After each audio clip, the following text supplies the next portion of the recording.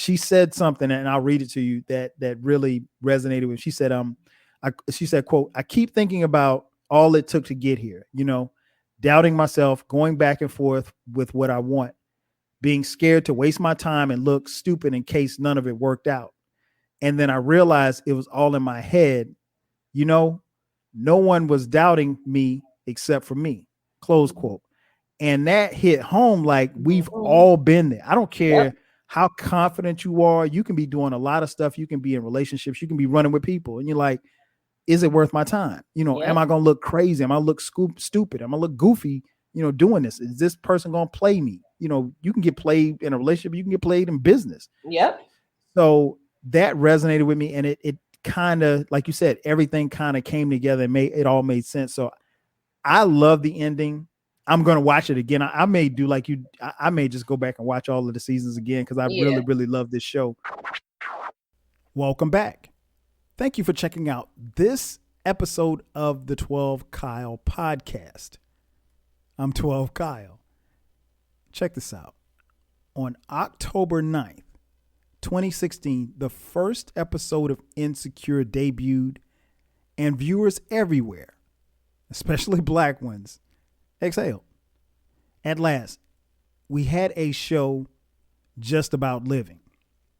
There were no intricate drug cartels or plantation-based drama. Instead, we were immersed in a relatable, hilarious, and extremely well-written and well-shot show about the lives of young black adults trying to find their way. On this podcast, we're going to talk about Insecure. And I won't be doing it alone. My podcast family, my girl Maya, will be in the building to join me. And we're going to talk about everything from our thoughts on the show, some of our favorite characters, how the show actually ended, black women, life, friendships, all of that and more. So after the break, what you will hear, maybe we're all insecure, from the 12 Kyle podcast. Let's get it.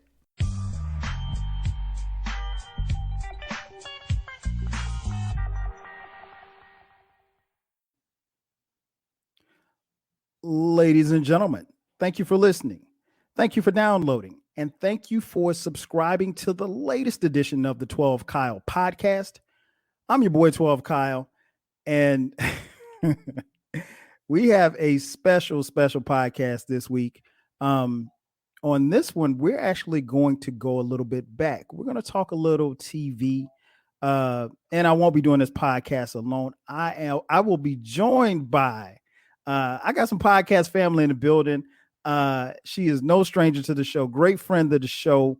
One half of the We Did That Shit podcast. My girl, Maya. Maya, welcome. You're in the building. What's up? Hey, Kyle. You know how I always say when I'm on your show, Mama made it. When I make it here, it's like, I made it. Oh, no, you family. So you good. You good. How's everything? Everything is everything. Everything is everything. I can't complain. So if you guys been following the podcast, Maya's been on here. She was on here before with her cousin, the other half of the We Did That Shit podcast, Babi. Shout out to Babi. She didn't make this one, but she'll be on the next one, I promise.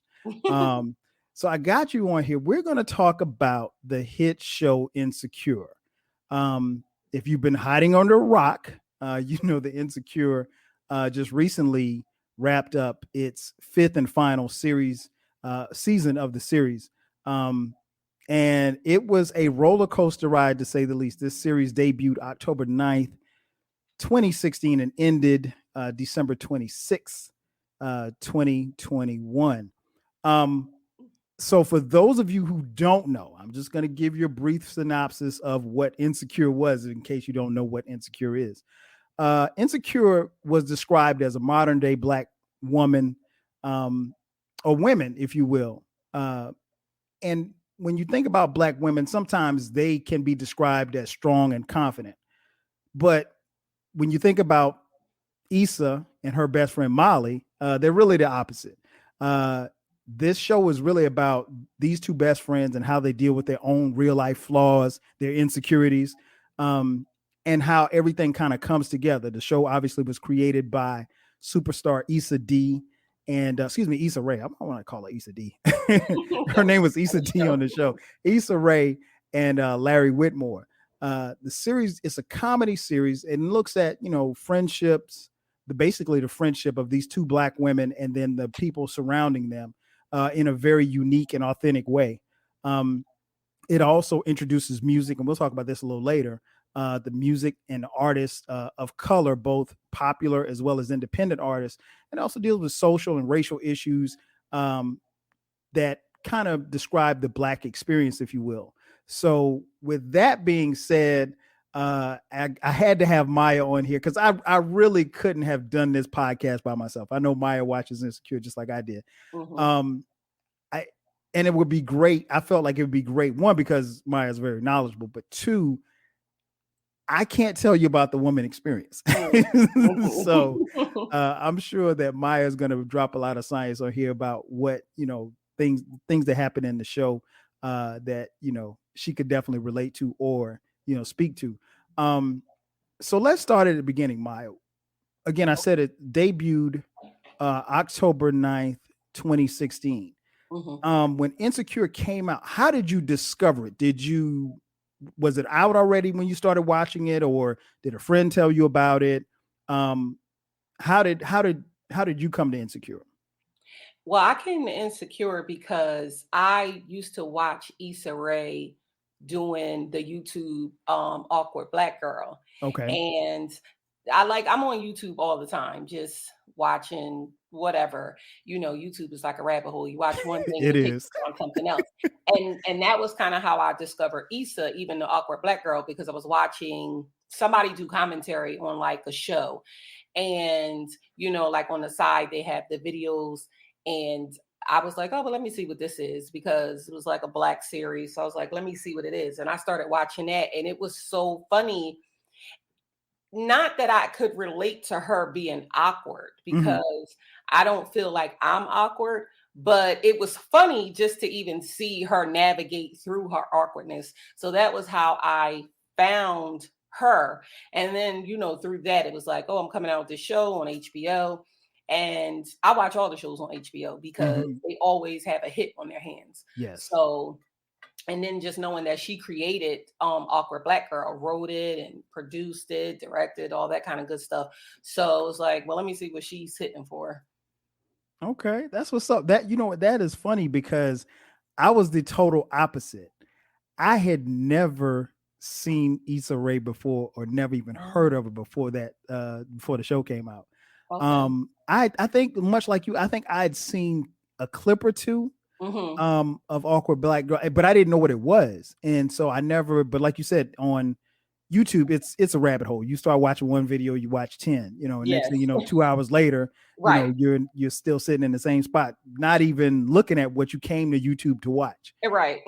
So I remember how I came to Insecure. I was driving downtown in Atlanta, and I was parked at this light, and I looked up, and there was this billboard, and it was just a picture of Issa Rae, I guess the original picture of her. Her head is kind of crooked, and it just says Insecure, and it says debuts Sunday night, or whatever the date was, in October, whatever, and that's all it said, and it didn't say starring Issa Rae, or it didn't say anything. And the thing that caught me was just Issa, because I was like, oh, because where I was, it's kind of inconspicuous place to be to have a billboard that size, and I mean it's a huge billboard downtown. I was like, wow. I was like, okay, and it was a Black woman, and she was pretty, and I was like, okay, this is kind of weird.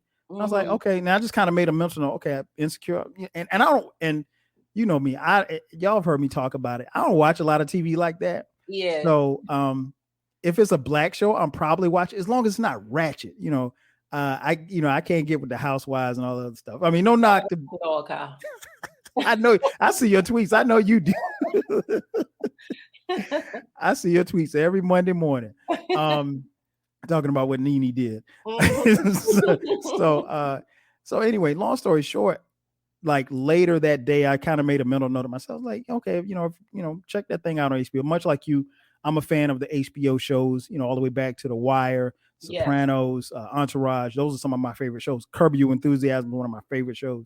So anyway, long story short, I get home and I just kind of make a mental note, And then that Sunday, it was that Sunday afternoon. I kind of was like, man, I'm supposed to be doing something today. And I was like, oh, you're supposed to be watching that show. And there was a football game on. So I flipped from the football game, which is something I rarely do. I was like, let me see what this thing is about. And so I watched the first episode and I was hooked. Yeah, it catches you right from the beginning. It does, because the first episode deals with it's Issa's birthday. She's living with her live-in boyfriend, Lawrence, and he's somewhat of a bum. I can't call him a bum, but he was just in a hard space. He was in transition. And so what we used to call them BUM, Brothers Under Management. So that, and then she got a DM from her on Facebook from her. I don't even know if it was an ex. It was a guy she used to. Her ex. He was her ex-boyfriend. Yeah, Daniel. And it kind of went from there. Daniel wished her a happy birthday, and people always laugh about those Facebook DMs and how they start a whole bunch of drama and trouble. And from that first episode, I got hooked. And I didn't know anything about the show, didn't know anything about Issa Rae, didn't know anything about Molly or any. And one of the things that jumped out to me was these are these young Black people and they kind of look like us, and they're not superficial or phony. Yeah. And I was like, yo, and again, I knew nothing about the show and I was hooked from like day one. And so I just, from that point on, it was something that I was watching every Sunday without fail. Right. The next question I have for you, what did you love about the show? If you could, even if it's a bunch of things, just some things that you loved about the show. Well, of course, I love that it showcased us as Black people. And even though I'm older than the, characters by just a little bit, I liked lightly. I like that it showed what you do go through in your 20s, especially in your late 20s, transitioning into that new part of your life, which is your 30s, where you feel like you should have it all together, but you don't. You still like kind of learning yourself and like the show said, insecure about a lot of things that's going on. I like the character development, of course. It was like, okay, from where you started to where you are now. Right. I also like that the emotion that the show gave you, because it really brought out a lot of emotion in people. And I'm sure that we'll talk about this. It was like you hated the people, then you loved them. And then it was like, girl, I'm rooting for you. But Emma, you was mad at the men. It provoked the man versus women thing, so I just loved it. I love the fashions in the show. I really loved that it showcased like music, even like the whole part of LA. It made you feel like you was from LA, even though you may have never even been to LA. So I like that she really honed in on that part of it. So I mean, it was just like so many things to love about the show. I liked it. Even though it was a comedy, it had a little bit of drama into it. And I like that. It wasn't like we were laughing at these people. Like we were really looking at these people like, girl, I know exactly what you're going through. Because every week I was like, I know exactly what you're going through. So I really love that part about it too. Yeah, I'm with you 1,000%. I think one, I love the way that it was shot. Just from a technical standpoint, and I'm not a movie director or anything like that, but it's shot so beautifully. And especially as the years went on, you saw a lot of scenes where there was a lot of color contrast, and that goes back to the fashion that you mentioned. And it's funny because like I probably had gotten to season 3 before I really started kind of paying attention to the fashion. But like when you go back and look at some of those stuff, like Issa didn't really have the money at first, but Molly had some fly shit on, right? She was like, and I mean, she had a great job or whatever like that. But I love that. I love the fact that, it was, like you said, it was authentically us. It was Black. I love the fact that they added in the technology aspect of texting. We saw the text messages running across the screen. And I mean, like that was and at that point in time, I'm willing to say that I don't really recall any other shows at that time that was doing that. That made it look more realistic. Right. You got a chance to see what the characters were feeling, what they were saying. Much like you said, the character development. I loved how they shot it in LA. Mm-hmm. I mentioned this on, I think, on another podcast. Like every episode I watched, I was like, Mm-hmm. damn, I might need to move to LA. Yeah. I know you have said that on your show. Like if you could live somewhere else, you would live in California. Yeah, it's nice. But it's so expensive out Expensive, there. It is ridiculous. so. I mean, like, if I moved out there now, I probably have to like leave like two of the kids here. Like, Yeah.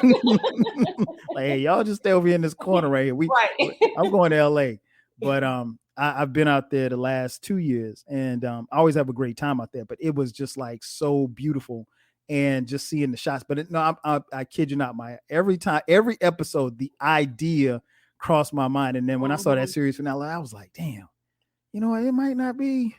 I might be able to. Wait, no, I need some more money.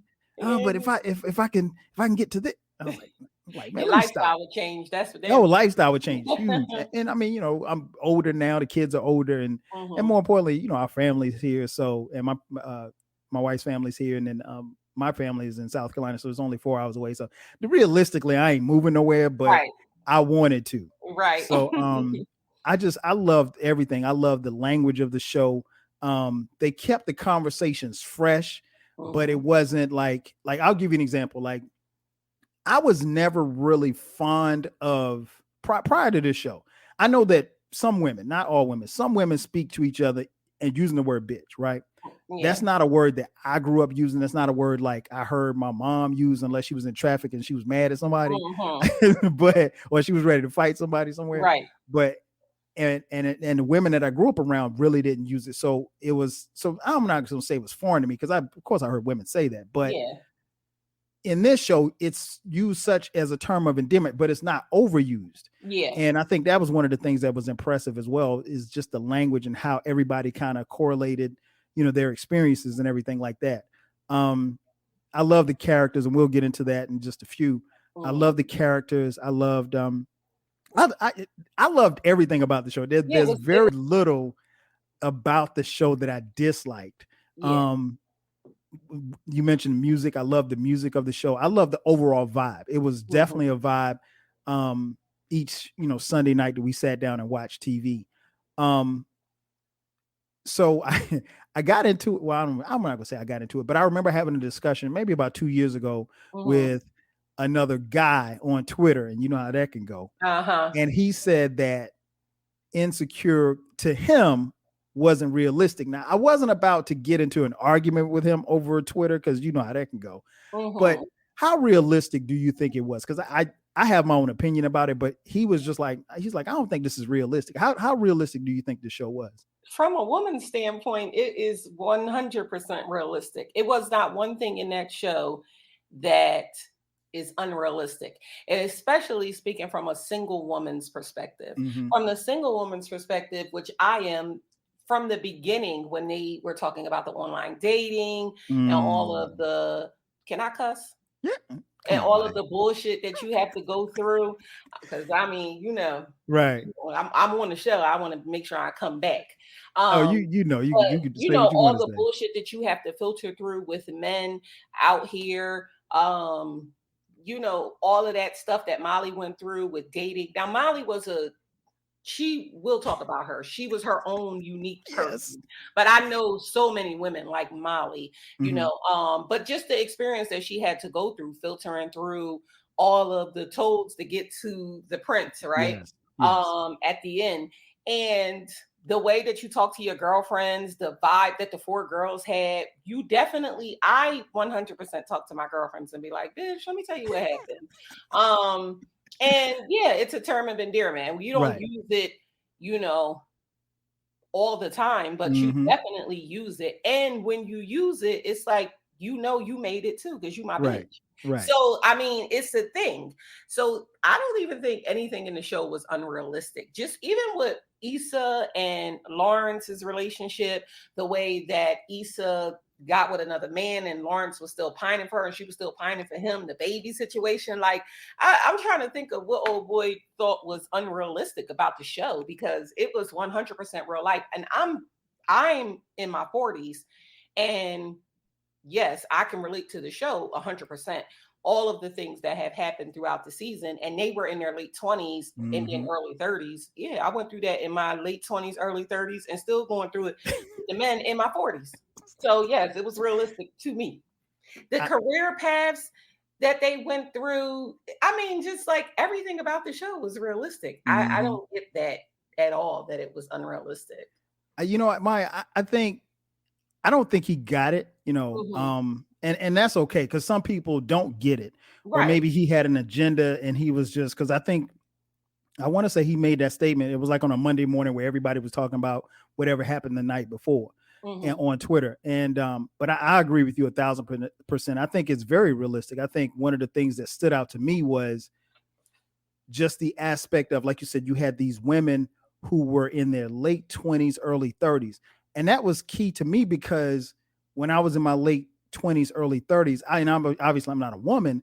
The women that I knew, I'm not gonna say I didn't know women going through that. Maybe I did, but we weren't really on that level to where they Yeah, would be talking about communicating. it. Yeah, Yeah. where we'd be talking about it. Because even like my Mhm. friends from college, we were still cool and we still kick it. We still kick it to this day. But whatever they were going through in our early 30s, I didn't know about. I Mhm. knew that, some get married, some have kids, some move on, some, take careers, take off, whatever the case may be. But so that was one of the things that was appealing to me because I think the show showed me as a man what Mhm. black women go through. And it's not, we're not a monolith. We have different experiences and come from different places in the world. And we all kind of want some of the same things. Mhm. And I think just being a man, I could appreciate that because that show opened my eyes up to so much that I don't think I would have seen had it been, if it was a man run show, if you will. I Right. don't think it would have been. I don't think the story would have been told the same. I think that guy just really kind of didn't get it, He or couldn't maybe he was have. just on an agenda where he just wanted to say something to be a contrarian or whatever the case may be. But no, I think the show is very realistic. I think it's very realistic to the point where we see a lot of ourselves in a lot of stuff that happened. Like you said, I couldn't speak to the 30-year-old, single black woman, but watching the show, I had a deeper appreciation for what they went through. Because again, the women that I knew at 30, 31, were they going through this kind of stuff? Maybe they were, maybe they weren't. I They just were, honey. They were. And even they were, but even the male perspective, and I mean, you can speak to that because you are a Mhm. man, but even the male perspective of, like, let's just even take in the beginning when, like the first episode or the second episode when Issa and Lawrence was going through, when Issa Mhm. kind of walked out on Lawrence and he called his boy and he was like trying to express his feelings, and his boy was like, yeah, man, you gonna be all right, let me get back to this game.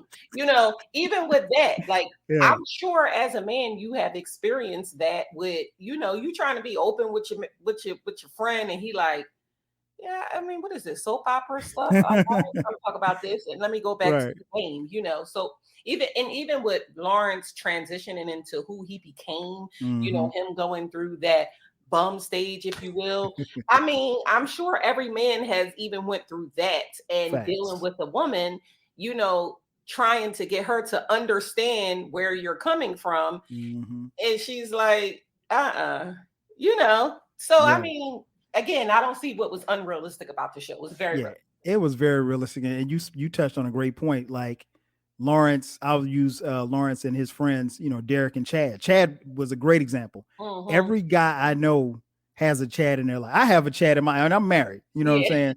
I have a Chad in my life, and you have to kind of take your Chads with a grain of salt because not everybody. And Chad means well. Yeah. Chad he meant as much to Lawrence as Molly meant to Issa. Yes. But the difference is that, and you saw this play out over a period of time, you can't really take Chad that serious, or you You're have to kind right. of take him with a grain of salt. You're right. And, there was a point in time where Molly was that to Issa, and then obviously they became closer as time went on or whatever like that. And they went through their ups and downs as well. Hmm. But no, that part is very realistic. The friendships, and I think overall you get beyond the gender part of it, Hmm. and at the core it's about friend, and we'll talk about it later, it's about friendships, love, and relationships. Yes. And that escapes all genders. It's just because that's the bare bones of what this show was about. Right.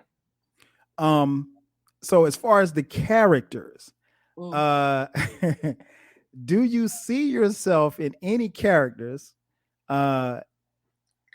If so, which characters and what do you see in them? This is going to pain me to say. This is Uh-oh. definitely going to pain me to say. But if I had to say that I could relate to one character more than the next, for myself, it would be Molly. Really?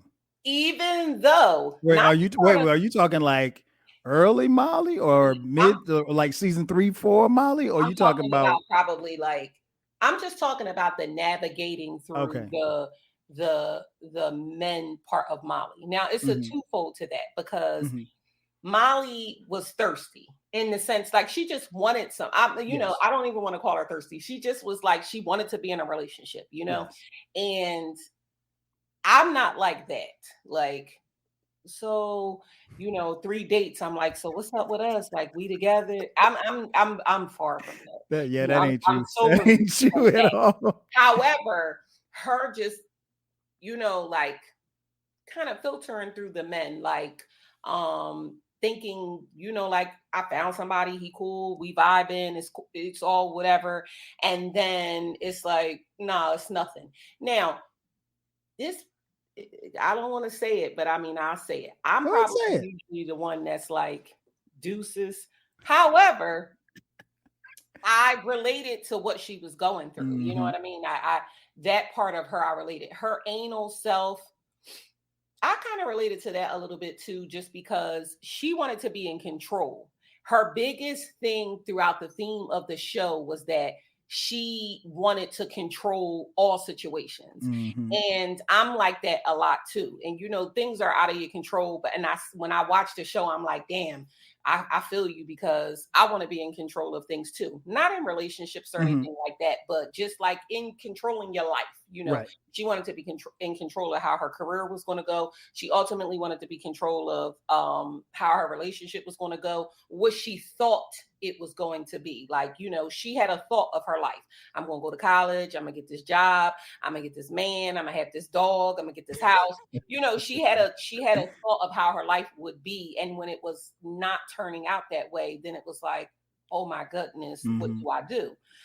So she was the person that I could relate to the most.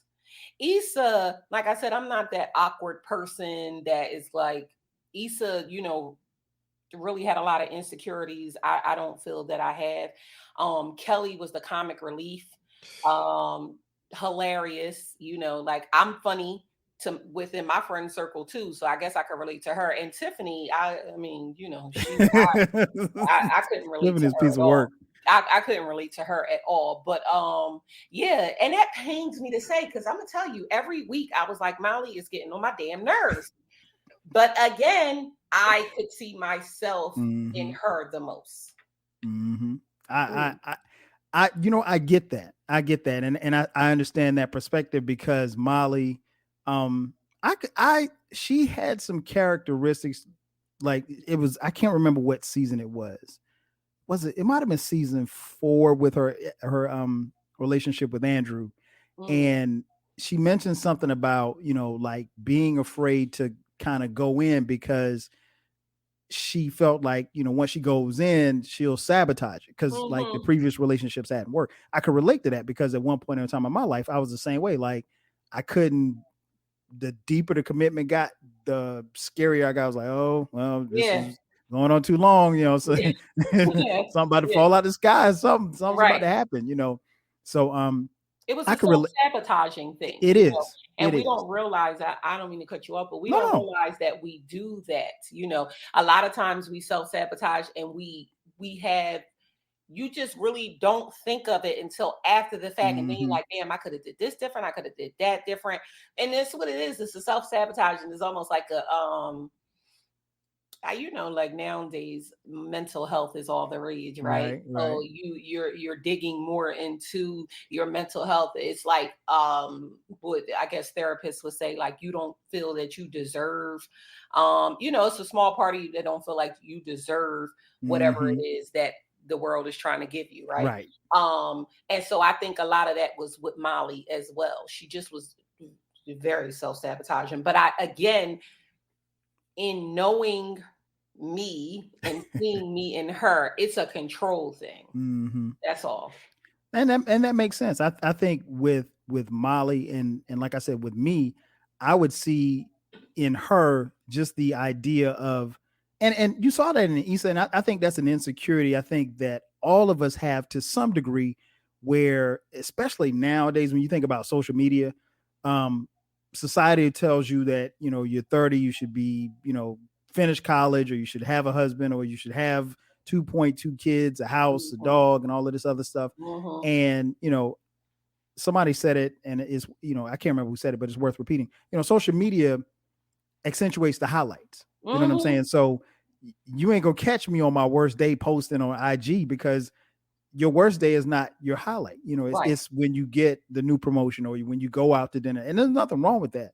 But I think they kind of, both Molly and Issa felt, they kind of succumbed to that, where they were worried so much about, am I where I should be? Mhm. And that's understandable, because Issa had like this dead end job, and then well, I don't want to say it was a dead end job, but she was, she was at We Got Y'all, Yeah. and she's the black face in this Mhm. nonprofit, and everybody's looking at her like for the black issues and all of this stuff like that. And she's trying to get a promotion. And then she stopped doing that. She drove Uber for a while. She was, Mhm. on somebody's couch. She was on Daniel's couch at one point. It took her a lot. The glow up just didn't happen. Yes. It took her to, creating the block, um, and throwing a block party, and the success of that, for her to really find her passion.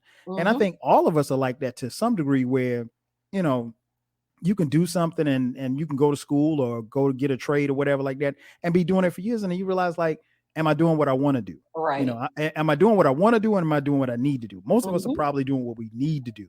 Mhm. And but if you could do what you wanted to do, what would that be? What would that look like? What it would feel like? And then, are you worried so much about, the outside influences?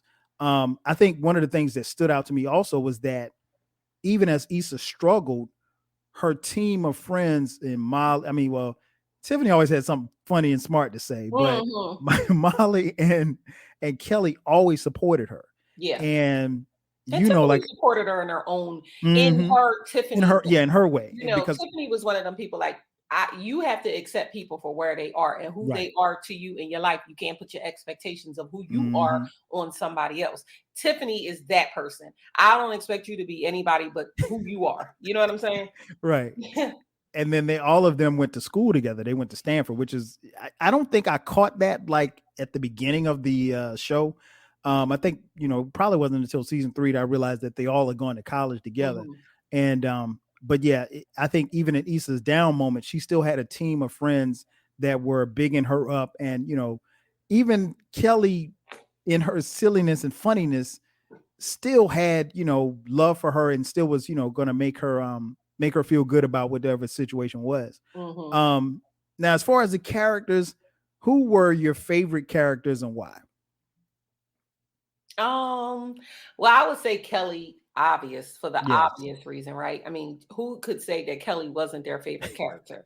Because she truly was the comic relief. I mean, her Hmm. one-liners, were unforgettable. And she was just like that crazy friend that, because I have friends like that I have one friend in particular that I'm thinking of that's just like, I mean, she could be a damn stand-up comedian. That's how funny she is. Wow. Every time I'm around her, we are laughing our asses off. However, even in that jokiness of who she is, you always get comfort from Hmm. her, right?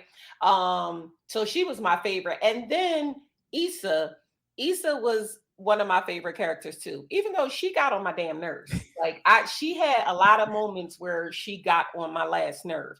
But she was who she was. One Hmm. thing I liked about the show was those characters were true to who they were. Thanks. Issa was a screw up, kind of, sort of. She was true to that because even in Hmm. her glow up, she was still like just like a little screw up when she was who she was. So she was one of my favorite too. And then I liked, even though a lot of people didn't like him, but I liked Lawrence. I always was rooting for Lawrence. Okay. Okay. Always. I liked him. I Okay. mean, and yeah, I liked him. Okay. Okay. Yeah, one for me, Kelly. Kelly was just hilarious. Mm-hmm. No, you know I eat out a lot. Oh, girl. Lids? I like my caps fitted. That is just... Radio Shack ain't even a store no more. Rite Aid. You buying groceries at Rite Aid? I buy panties there too. Well, if it'd make you feel better, then you could throw them a few extra bucks. Oh, yeah. You're not charging me this stuff. I'm sorry, what? You're not charging me this stuff. You not? You can't keep buying them. What? Kelly? No. Not even a little bit. Touch it. Suck it. Fuck it. Just wake up at his email. No, Kelly. Okay, you cooking? Cleaning. Detailing nigga's car. Damn, you getting over. I mean, if Daniel let you stay a little longer, you should, just to save money. Don't look a gift horse in a dick. That's not a thing. It is. My grandmother said it to me. Which one is Andrew? Is he the black one or the Asian one? The Asian one. Good, because I've been fucking the black one. A lot. But I know I want to end up with a black man, so what is the point? The point is you are single. You are very single. Tell her. You are so single, a tumbleweed just rolled out your pussy. So why can't I be Orthodox black? Because that's not a religion. Speak for yourself. That's my religion. Kelly, shut up. You don't even go to church. I go on important days, like when I come back from Miami. The Lord knows I get turned. Molly, yeah, we should get to the shower early tomorrow to help Tiffany set up and shit. You're right. Kelly, you find anything good in that Gladys Knight cookbook yet? What do y'all think of these? Do these cupcakes say, congratulations on your light-skinned baby, right? Because it's all light. Every layer is light, but then they're little chocolate bits to remind them, you still a nigga. Makes sense. Like, I can see it. I mean, I don't know what else to say. She had some of the funniest scenes that you would ever want to see. She kept me in stitches. Always. She kept me in stitches. Her, like you said, her one-liners were incredible. I loved Issa. I loved Issa like from the beginning. And again, I think part of it was because I didn't know anything about her. Mm-hmm. And then I remember like in the first episode, she smiled and I was like, oh shit. Cause like she has a really pretty smile. And I was like, she's got a pretty smile. And you know, like the thing that also stood out to me, especially like in the first couple of episodes, you see these dark faces. They're black people, but then you see these dark, and you didn't really see a lot of that in Hollywood, and especially not on a a TV show. And you know, there are no white well, I mean, what was her name? Frida. There was one white character, but you know, there was not a token white friend or anything like that. Which I loved. Me too. Mm-hmm. And that's no disrespect to white people, but this is our show. You know what I'm saying? And so to see these black faces on the screen, I think that stood out to me. And everybody looked good. You know, I don't know how the fellas look, but they looked good too. That's what they say. I don't know. I don't know how the fellas look, but all of the women look good. Kelly, beautiful. Molly, beautiful. Issa, beautiful. Tiffany, even Condola. She was beautiful, but you know how I feel about her. But she was beautiful. We go get into Condola in a little bit. But yeah, just beautiful black faces. And the cool part about it too was like there was nothing wrong with their shapes. Everybody was shaped differently. And, you know, Issa had a shape, Molly has a shape, Tiffany has a shape, Kelly has a shape. And I don't ever recall, even with Kelly being plus size, there was no fat jokes. You know what I'm saying? There was no skinny jokes for Molly. I mean, like there was no body shaming, I don't think, ever throughout the entire episode. Yes. So I loved Kelly. I loved Molly. Not Molly. I loved Issa. Chad. Yeah.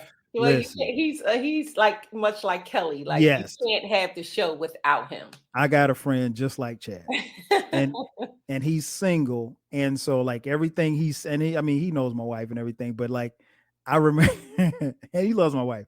I remember when I told him we would get married, he was like, "You sure you want to sign that contract? Right. You want to sign that contract? Hey, man, I'm telling you, you sign that contract, boys. I had to get out of that contract. Better think about it. You get in it. It's hard to get out. I mean, but that's him. He says dumb shit like that, and Right. I love him for that. And but every time I saw Chad, I saw him. I love Lawrence. Lawrence is my guy. I felt for Lawrence initially because like after the first episode, I was like, man, this dude, he got to get his shit together. Like, cause I'm thinking to myself, oh, she ain't gonna put up with it. She's going to a job every day, and she's coming home with your ass on the couch. And like I mentioned in the first episode, like it was Issa's birthday, and she wanted to go out, and he was like, well, hey, I was thinking we could watch a movie. And I'm like, dude, you on the couch. You've been on the couch all day, and she's coming in from work. I mean, you should feel like crap because your woman's going, and there's nothing right, because we all been there before where you didn't have a job, or maybe you was at a job and you really weren't on like how you wanted to be. And as a man, that's got to be demoralizing because like it's something, because like I remember one time when I didn't have a job and my wife was going to work. So it's like, but now when my wife came home, it wasn't like I was just sitting there playing the PlayStation. You know what I'm saying? Food was cooked, stuff was that. I ain't. You got to do something. And I know that's right. You got to do something. So, pick up the kids, whatever the case may be. And I saw that in Lawrence, and I'm like, you could, and especially when he came to Issa with his idea of the woo woos and all the stuff like that. He had potential, but you just didn't know how it was gonna roll. So, and potential is hard. I'm gonna be honest with you. It's hard. Talk to me about potential, because I see it in your face. I mean, it is hard. Here's the thing. When you've been with somebody for a long time, they was together for 5 years. So when you've been with somebody for that long, because I've had a long-term love in my life, and again, I could understand exactly what the hell they was going through. It's easier to be with potential that you've been with for a long time because you feel like, we already in it. You know what I'm saying? So I'm gonna just support him through this. It's hard for potential to come into your life new. So, and here's the thing, everybody doesn't reach their potential. So while you want to be supportive of potential, it's a twofold thing. It's hard because you have to know that the person is going to strive to reach to potential. People get stuck and then they want you to stick and stay with stuck. And that was the thing with Lawrence and Issa. It was such a battle throughout the seasons of Insecure between men and women on social media. Because, we're going to get into that. it just was such a battle. But the thing is like, you can't fault either one of them for where they were. And you can't fault either one of them for where they wanted to be. And you can't fault a person for saying, I've had enough of this. And then you also can't fault a person for saying, stick with me through this. It's like, what do you do? No, it's no right or wrong to me. But potential is hard. It's just a hard thing to stick with. And it's a hard thing for somebody to go through, but it's harder to stick with it. I'm going to be honest with you. Even the person that's going through the potential, when the person that has to support the potential, especially like you said, I'm getting up, I'm going to work every day. I'm coming home and your potential ass is sitting on the couch. No. My mother always said you need to get up and do something, cut grass, sell drugs. I don't know. Not sell drugs. Not sell drugs. Be legal. But my point is bring money into the home, sweetie. That's all. Right. Be able to take care of at least you. You understand? So did you ever feel like Issa, because I don't think, and you make a great point about potential, because sometimes people reach that potential at different points in time, and maybe they don't reach the potential that you think they should be at that particular time when you need them to be at that potential in that particular place. Do you think Issa ever felt like she like let him go too soon or gave up on the potential of what Lawrence could be? Because we did see Lawrence glow up, but it took him a minute to get there. Yeah, she definitely felt a type of way. And I think that she definitely regretted at some point letting him go when she did. I mean, we saw that even through the seasons that she had a regret for letting him go because so I knew I was going to be on the show And like I said, my mom made it. So I had to make sure Right. that I was well prepared for this. So I went back and watched the first season because you forget little things. She even said throughout that first season, like, oh, I'm thinking about breaking up with him. And then she had regrets about it, like, well, maybe I should just stick and stay. That was before Daniel came into her life and just, had her mind all going another way. However, she did regret leaving Lawrence the way she did. And let's be clear, Issa wasn't at her potential at that point either. Facts. Like Issa was at a rough point in her life too. But I think Issa was kind of on the road of like, we both can't be struggling. And we both can't be struggling and you are not doing anything. At least I'm struggling getting a check. You know what I mean? You struggling on the couch now. We can't both be struggling and you're not doing anything. So I think she had just got to her breaking point. She got to her breaking point. And I'm not gonna say that it was a little too fast because he had been sitting on that couch for a year now. Well, yeah, right. It had been a while. Did you have any favorite episodes or scenes? Any that jump out at you? Because for me, I've got probably three episodes. I won't say scenes. 3 episodes that jumped that just were crazy to me. Well, I'm not gonna say crazy. I'll explain them. The first one was, I want to say, what season was that? I can't remember what season it was. I want to say it was season 3, the Coachella episode. Okay. Hilarious. Yeah. Hilarious. I couldn't stop laughing at Kelly. I mean, that whole episode was just bananas to me. And it just, a lot of times I would see Issa and her friends, and it reminded me, just the banter and going back and forth would remind me of me and my friends. And so that's why I say, a lot of times Insecure didn't feel like a woman show. It never felt like a woman show to me, because I think the love and the relationships and the friendships that she cultivated, they really weren't defined by gender. It just so happened that that's what we were looking at, but it was very relatable. A lot of the content was relatable, but that Coachella episode was funny to me because that just looked like some shit me and my friends would do. Right. The second one was season 4. I want to say it was episode, I can't remember. You don't have to give the episodes. I want to say it was episode 8. It was when Lawrence and Issa went back. They went out to dinner. I love that episode because that episode, if you ever get a chance, go back and watch the episode. That episode was shot perfectly. Oh my gosh, the color contrast, everything. And I mean, they were walking through the little things, telling their little corny jokes. It was like their reconnection. And because I really like Lawrence, I was team Lawrence. I can't front. I was team Lawrence.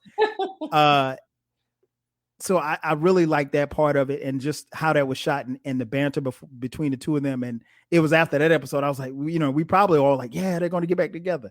Yes. And, of course, we'll talk about what happened. And then the last one I want to say was season 5, episode 7, I think. It was the episode where Issa and the girls basically stayed in Issa's apartment all night. Yeah. They had the girls' night. Had the girls' night. That one was so real, Maya. I know you could relate, but for me, it didn't feel like just these women. Like every line that they were saying to each other, every scene reminded me of scenes that I had with me and my boys. Yep. And they had these plans to go out to dinner, and they started pre-gaming and getting drinking and smoking weed in the house. And then the plans get canceled. And then, Tiffany drops this bomb on them saying that she's, she has to move. And everybody was just like, after they finished crying and everything, it was like, well, we can just stay. Because if they had left, that would have killed the mood. So it made more sense for them just to be in that moment together. Right. I think that episode said a lot about Issa and her friends, and just the love and the caring that they have for each other. So, but those are probably 3 of my favorite scene/episodes. What about you? Those was good. I would say all of those, but I think the first episode with the when Issa got up there and she did the rap broken you can say that, it. That episode because I just watched it, I forgot how funny It that was episode funny was. as hell. And one thing that I noticed about the very first episode was and this is the progression of the show as well. Mhm. If you've ever watched Awkward Black Girl, the first episode is 100%. So the first season is like Awkward Black Girl. If Okay. you ever get a chance, go back. And I'm gonna go back and watch it because I've never seen it before. It is true to Awkward Black Girl, right? So when you see the first episode, it was just funny to me because I had already seen the show and how she was in the show, Mhm. and it also introduced the mirror, the mirror Issa, Yes. which is classic, right? Classic. Her talking to herself in the mirror, and I can relate to that a lot because I'm in this house a lot talking to myself and answering myself too, and have no problem with it. You know what I mean? Oh. That the Coachella episode, of course. How could you not like that? Mhm. I I really liked, even though I'm a woman, and I was like, damn, I really liked that last episode of the first season when Lawrence left that Best Buy shirt in there. I was like, honey, and that's how you clear a bitch right there. Even though Ooh. I'm a woman, and I was like, damn, that was messed up. But I mean, hey. And then I like the last, I don't know, it wasn't the last episode of the last season, but the episode when Lawrence was like, "Are you happy?" Because I was like, Lawrence, fight for your woman. I know that's right. And I just could not stand Nathan so much. Really? I did not like Nathan. He was like a weak man to me. Wow. And I understand, the bipolar and all of that. But outside of that, and maybe that had a lot to do with it, he was a very weak man to me. And I do not like weak men at all. And so Lawrence, when he was like, "Are you happy?" And then he turned around and he told Nathan, like, "This don't concern you. This between me and my woman." I was like, and I know that's right, Lawrence, get your back. Right. So yeah, those episodes really stood out to me. And I can't even believe that I would say that last episode of the first season when he left that Best Buy shirt on was one of my was classic. But it was. That was classic. I mean, it was what it was. Like, I ain't gonna be at Best Buy forever. Now check that. Not at all. Not at all. I mean, because he got up off the couch and got him a job at Best Buy. Uh-huh. One of the reasons why this show was, so popular was, its influence on Black culture, particularly social media. We were used to what a lot of people would call a civil war on Sunday nights at 10 p.m. especially on Twitter. Like you mentioned a little earlier, women versus men. Do you recall a scene or something happening that created a battle on social media from this show? Well, yeah, that last episode, of course, Yeah. I think that first season set the tone of what we were going to see for the next 5 years on social media. It really, because the woman could relate to Issa, of course, like, get up off the couch. Yeah. The dudes was like, yo, give him a chance, this, that, and the third. Yes. But it was like, oh, you the provider. You know what I mean? Mm-hmm. Even though we live in a different time where we both got to get out there and get it. Just because of where we are in the world is so expensive, right? You don't have much of the family like where you staying home and I'm going out to work. But it's like, you're the provider. You're the protector. Yep. You are the leader. You ain't leading me into nothingness. Not on the couch. I mean? So of course that sparked the biggest thing. And then the end, it was a battle because it was like, all right, are you Team Lawrence or Team Issa? Because it seemed like at the end, it seemed like, damn, Lawrence did Issa so wrong. But no, he really didn't. Right. Even as a woman, it's like you want to be like, F that, blah, blah, blah. No, she cheated first. Yep. And here's the thing about Issa that was this was the man woman, thing of it all. She cheated, and then she had the dude around him. Right. That was the biggest thing for me, and that was why I was like, nah, no, because you do whatever you do. I'm not promoting cheating or anything. But you do whatever you do.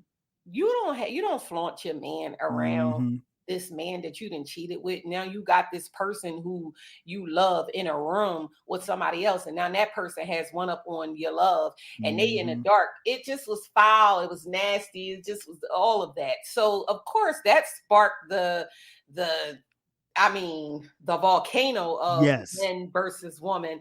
And I was very shocked that I wasn't shocked because a lot of women are delusional in a lot of ways.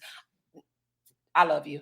But I wasn't shocked that women were like, no, no, no. Come on. You know. Mhm. So that first season was the biggest thing that sparked the social media, and then it just went downhill from there. It just went downhill. So okay, so refresh me. So the first season did it end with or did it start was season 2 started with Lawrence and Tasha? Was that season 1 or That was season 2, started with Lawrence and Tasha. Okay. Mhm.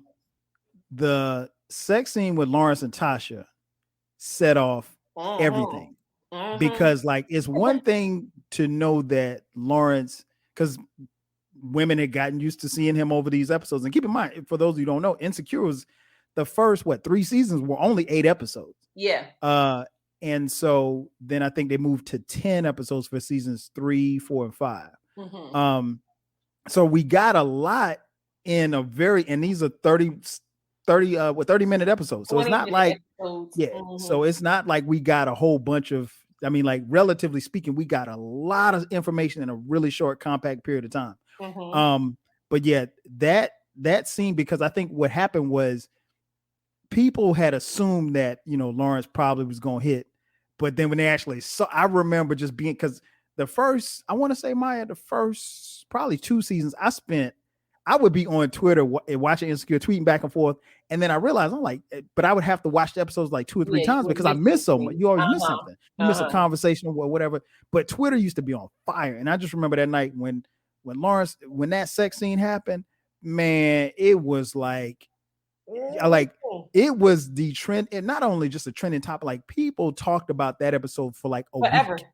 It was like, and Man, the what's women, something to talk about? Let me well, say. yeah, it was what it was like, I think part of it was that people understood. I mean, the women, like they couldn't, like, I guess in a way you put yourself in Issa's shoes, like, okay, this is my ex-man. Oh my gosh, I can't believe he's doing her like this. He's cheating on her, and he really wasn't. He But was not cheating on her. They were broke up. But I think the more thing was let's really be clear. It wasn't about him cheating on her. It was about the way that he was hitting Tasha. And it was like, I've been complaining about us having stale sex. You right. sit on this couch. Now you with this girl and you doing all of this stuff. Because remember, Issa was like, oh, sometimes I wish he would just tell me to shut up. And I wish he would just grab me and he would do this, that, and third. And so now it's like, oh, that's what you're doing? So the women were riled up for that. Oh, yeah. They were mad. And another scene, ironically, another sex scene, the scene with her and Daniel, which was boring. Which, yeah, it was boring. I got Daniel. I understood him. I really wasn't out on Daniel. I know a lot of people. Some people were in. Some people were out on Daniel. I wasn't out. I thought I understood why the character was who he was. I thought he was a little weird, the fact that they had that relationship or whatever you want to call it. And then he let her come stay with her. Come to stay with me. Right. But the sex scene where is oral sex and he came in her face. Maya, let me tell you something. When I say the women on Twitter wasn't having that, man, boy, look at here. It was damn. I mean, like they were. This was what was funny, Maya. This was a think piece. Like there were people writing articles about it. There were people doing podcasts, degrading her, and all like I can't believe that we're showing this kind of stuff on TV. I'm like, y'all didn't watch Sex in the City. Y'all ain't. Right. I mean, like this is TV. It's TV. It's TV. You don't watch TV because sex scenes happen in TV. Yep. And what happened between them is not taboo. It's not a taboo thing. I mean, it obviously happens. Yes. And to be honest, it probably happened to quite a few of my followers because They was mad. they was mad. It was like, oh hell no, I would do that. I'm like, word, it's like that. You I'm wouldn't like, do nothing. I'm like, man, it's TV, man. It's TV. So it was, but even in that happening, it was still funny. There were parts of that episode that was funny. And you know, funny. yeah, exactly. So so yeah, those are two instances I remember that just like set everything off. Like and you're right, the fight, if you will, that Nathan and Nathan and Lawrence had, that was because at that point people were team Lawrence or team Nathan, you know what I'm saying? So it was a lot of people who didn't want to see Nathan with Issa, a lot of people didn't want to see Lawrence with Issa. So which I never understood. I just never understood the don't want to see Lawrence with her. He did nothing wrong. Like he literally did nothing wrong. Even with him being a quote unquote bum, that wasn't wrong. It just was where the boy was. Well, you know what it was? I think too, the audience got to see Lawrence and his, you know, sexual exploit. Because I remember Lawrence had the two women, what was it, two white women at the crib, and you know, like he was violent, but he was, if we're being honest, he was doing something that a 28, 29-year-old man would do. Now, I didn't do it because I was single. I mean, I was married. So, or doing what people do when they get out of relationships. Yeah, trying to figure it out. Trying to, you know, get over the heartbreak and trying to like, oh, now I'm back out here. I'm trying to show myself that I still got it, because that's what it boils down to. Like, right. You did me wrong. Now I'm trying to show myself that I still got it. You know what I mean? Because Lawrence, he had a lot of insecure moments in the show. He did. And, you know, and talking to people like Chad didn't help, you know, because they kind of fed into the insecurity or made him question it. You know, one of the other things that was, I mentioned a little earlier, was very popular. A huge part of this show was the music. We saw and heard a lot of music from a lot of different artists. Some were unknown, some were very popular. Were there any artists whose music you found or were introduced to that you kind of got hooked on during the 5-year run of this show? I can't tell you their names, but what I will say is this. One thing Insecure did, I do not like hardly any music of today. Okay. Hardly any. It's not a lot of song. And I will say I don't give a lot of things a chance either. Same. It's like when I hear that first little, because they all sound the same. When I hear them voices or I hear that tempo and I hear that, you know, way that they sing, like they sound like they high and sitting around, can't sing, you know what I mean? Even the rap, it's just, you know, because I like boom bap rap. Right. Old school. So it's not like I give it a chance, but I will say that what Insecure did for me was open me up to the idea of liking the new music, because I listened to a lot of, so I would go, of course, she would have playlists on Spotify, and I would go on those playlists, and I started putting some of those songs into my rotation. It just gave me a different outlook on the music. So I guess because it was in the show, you think about the scene that it was in, and it's like, oh, that sounds good. Then it gives you a chance to go back and listen to it. So it opened me up to that as far as giving new music a chance. But I don't know. I don't know. You know what I mean? I don't know the artist to say, yeah, I really liked Tone Smith, because I don't know who it is. But yeah, it did give me a chance to start liking some of the new music. Yeah, I wouldn't. I'm kind of like you. I can't say that I was up on a Ty Dolla $ign before Insecure. Oh, really? But his music was featured throughout, you know, the series. So I started listening. I was like, okay, this ain't bad, you know, because I'm like you. A lot of the new music, I don't give it a chance, because like a lot of it in my eyes, on my ears, it just sounds the same, you know. So I don't really view it any differently. But like one artist, I think that really I jumped once I heard her song. I just jumped in her discography, was Alex Isley. Super dope. She's underrated. She actually, if you remember the Block Party episode, she actually performed at the Block Party. Okay. I'm trying to think. It was a couple other artists, Cleo Soul. I'm like you. I would go to the Spotify playlist, and I would just pick songs like, okay, I remember this, and then like you said, you kind of correlated with the scenes and stuff like that. But I thought the music that they used in the music director was Raphael Sadiq from Tony. Incredible, and I like the fact that she broke a lot of artists. She meaning Issa Rae broke a lot of artists in on Insecure by featuring their music. So if you're listening to this, if you haven't heard that playlist, go to Spotify and just type in Insecure playlist. It might be a couple of days worth of music to listen to, because you were talking about, they only playing snippets in the episodes, but the whole songs are there. So you should definitely check those out, particularly if you're into new music. Me and Maya, we good on it, but we did pick up some songs, and I did find a couple of artists that I kind of rock with. What were your, now we mentioned Molly a little earlier. Very intriguing character in the show. What were your thoughts on Molly, and how did they change? Because I know you said she kind of pissed you off. How did your thoughts change, or did they change over Molly over the period of the 5 years? No. Well, they did the last season. Okay. The last season, she became likable. I don't think that Molly was likable from episode 1. I don't. I thought that, and it's funny because I said that I seen some of myself in Molly, right? Just little things, but no, I don't think Molly was. I didn't like her. I did not like her, and I would be hard pressed to find somebody that did like her. Now I don't know if you liked her, but most of the people who I know didn't like her, because Molly,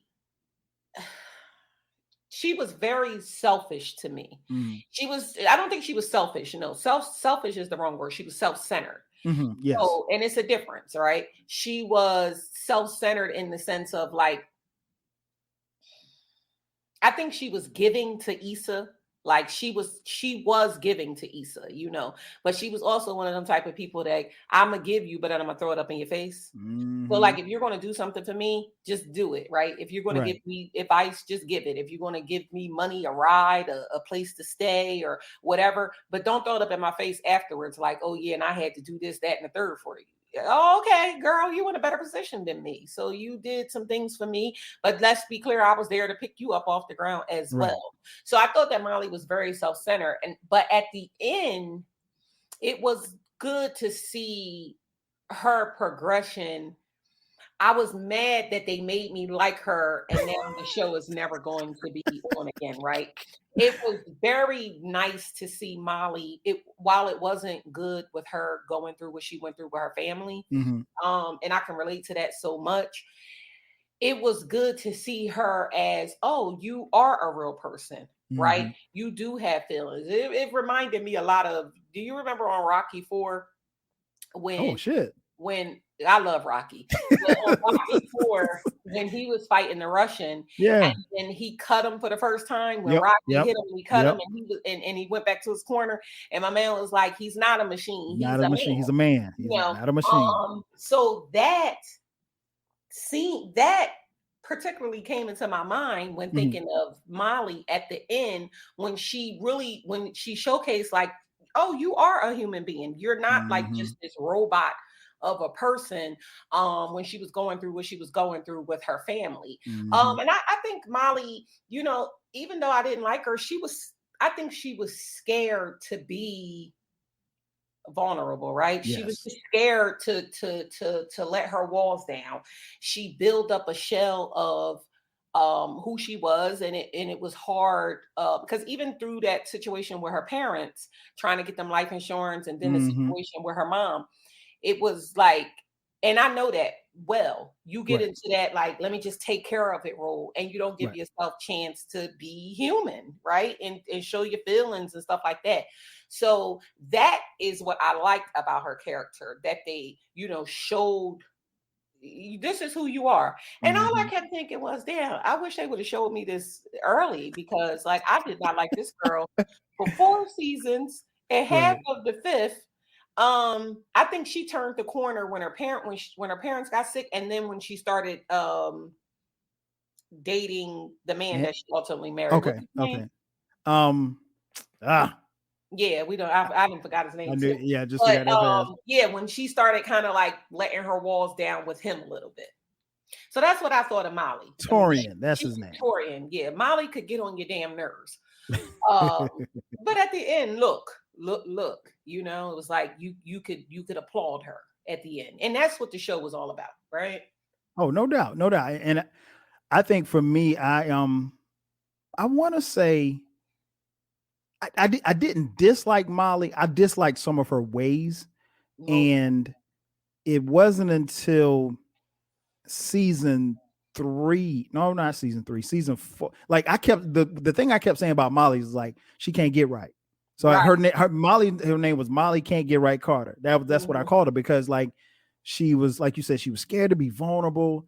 Then she ends up getting into this relationship with her childhood friend who is married, and Oh, now really? they have an affair or. It wasn't an affair because he was in an open Oh relationship. yeah, I'm sorry. Dro was in a. So he said, was Joe really in an open relationship, or was because I don't know because he was when his wife came around. His wife was remember his wife came around and right? he was kind of side eyeing the situation because her and Molly was talking about it like, oh, we're seeing each other, and the wife was kind of side eyeing Molly like, Right. I don't know. So I think they was in an open relationship with stipulations. Like you could be in an Right. open relationship with a chick I don't know, but you ain't gonna Mhm. be in an open relationship with somebody that we both grew up with. Exactly. Yeah. Exactly. So that was weird, and I mean, like, but that was it was relatable because you knew people like that. I don't know nobody like that was that far off, but people that went through stuff in marriages, and I know one person that had an open marriage, and she told me that like like well they're not together anymore, but at the Mm. time her and her husband just what they did or whatever like that. I was kind of replaying those stories and then kind of correlating them with Molly. But Molly, again, she just couldn't get right. She had on paper, she had the Everything. career, she had, the college degree, she had, a good job and, had her life in order on paper, if you will. Decent, pretty good family, loving family. I would laugh at the scenes, like when she would come around her family and they would always ask her questions about, is she going to settle down? Is she going to have kids? And I'm sure you can relate to that, Maya. Like that is probably one of the most annoying thing that you can ask somebody who's single. Yes. So, but it was relatable because you knew people like that or people who experienced those things. And then, obviously everything comes to a boil in, at the block party. And, and then we see them, kind of fall out. And then that coincides with, Molly having a man, and she has a man, and then Issa don't have a man. So Maya, sometimes, women, well, I won't say women because men do this too. Who am I kidding? Your friend gets a significant other, and then the friendship starts to change for the worse. And I don't. Sometimes it's just natural. Sometimes it's because people start tripping. Well, Molly clearly was tripping, and she got into it. Andrew's brother. I mean, like she was just getting into it with everybody. But that scene at the block party when she and Issa are going back and forth. She said everything that she felt about Issa all those years. Exactly. And you're looking at me as the downtrodden friend. And that was another thing that I didn't like about Molly. She was okay with Issa when Issa was down. Right. Because then I make myself look bigger because I have it all together as far as like you said on paper. But you and Issa was in the same boat. Y'all was friends for a reason because you was both a damn mess. Yes. And so, but then I think like, I want to say probably somewhere between the fight that they had and subsequently after that and how they tried to patch things up, it dawned on me like this show isn't about, it's about Issa, but it's really about Issa and Molly. And it's about their friendship. Because again, when I started watching this, I had no concept of anything of what it is. And we all got into, Lawrence and these women and Issa and Lawrence and they're back and forth. And on paper, it looked like, on the surface, it looked like it was about Issa and Lawrence, which it was, but the deeper story was really about Issa and Molly and their friendship. And then, like you said, when they come into season 5, everything that Molly didn't do for Issa in season 4, she did in season 5, when she felt like she had to, because remember, things would happen and Molly be like, "Do you, girl?" Like, is this to say, hey, I when I stepped in before and said something? Because remember how she went off on her when Nathan came and surprised her, and Yeah. Molly Which called was herself. weird to me. That was so weird to me. Yeah. I mean, She didn't have to do okay, that. you can't. Why are you mad at me because of what this man is doing? Mhm. You're looking at me like I am like, okay, he brought me flowers. Thank you. Right. Okay, I felt the way about it. Like, I'm a human and I'm a woman just like you are. And let's be Mhm. clear, if one of them men from Molly's past would have came and surprised her, she would have been over the damn moon Oh. because her life revolved around trying to find a damn man.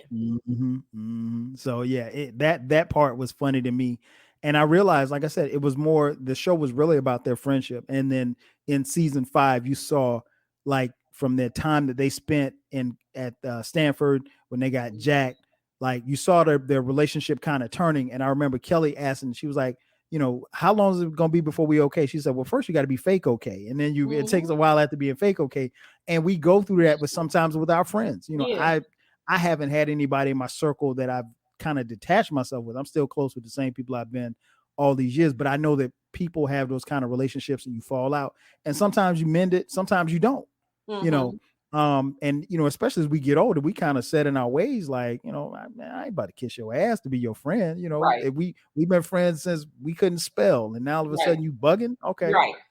go ahead. Right. So just seeing that, and then her growth as far as their friendship over season 5, like you said, dealing with her parents, and then she just, even the episode I mentioned earlier, episode 7, I think, in season 5, where they were feeling themselves in an apartment or whatever like that, and Issa goes to call Lawrence, and she's like, no, she hung up the phone. She's like, no, don't call him. She was like, look, if you feel sober in the morning, you feel like making this phone call, Yeah, then you call fine. Then you call. But that's not something that Molly would have done, in seasons 2 or 3 at all. So or 4 for that matter. Right. But it seemed like it took her losing Andrew to kind of come around, and Issa, losing Lawrence, if you will. And we'll touch on Lawrence in just a second, just to bring everything full circle for them. So I love that part about it. Now, speaking of Issa and Lawrence, okay, it sounds like we were both team Lawrence. We are. Okay. So Issa and Lawrence, their relationship was interesting to say the least. They had, as they described it, a romantic path that was chaotic, littered with hurdles and dips and twists. And through it all, they stayed on each other's minds. Insecure, obviously, was one of the messiest stories that we've probably seen in recent times, but maybe that's why it was the best, because it was about Issa's journey and her self-discovery. But she had this relationship, and Lawrence was this guy, and women say he's a good-looking guy. I guess he's good looking. I don't know. He is. He would laugh at her corny jokes. She'd laugh at his corny jokes. They seem to emotionally connect to each other. They both shared songs and they shared experiences and things of that nature. They grew to love each other, and then they grew apart. And then they, found a way to make it happen. So in saying all of that, given the situation with Condola, so if you're not familiar, at the end of season 4, they leave us on the biggest cliffhangers. Lawrence comes into the apartment after, he and Issa are reconnecting, and she's happy to see him, and he has this look on his face. And I remember how that was shot, Maya. That was shot so perfectly, because they're going back and forth and they're interjecting Condola's responses. You're good? Condola came over last night. She needed to talk. Okay, about what? I'm pregnant. What? Yo, but I thought we were careful. Me too. Are you sure it's mine? Yes. But When did this happen? it was before me and you, and before I found out about the job.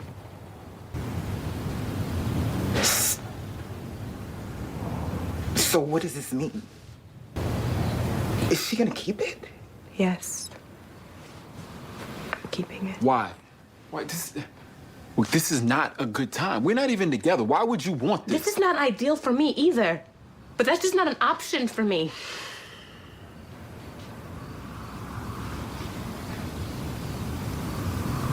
I wasn't ready with Mark.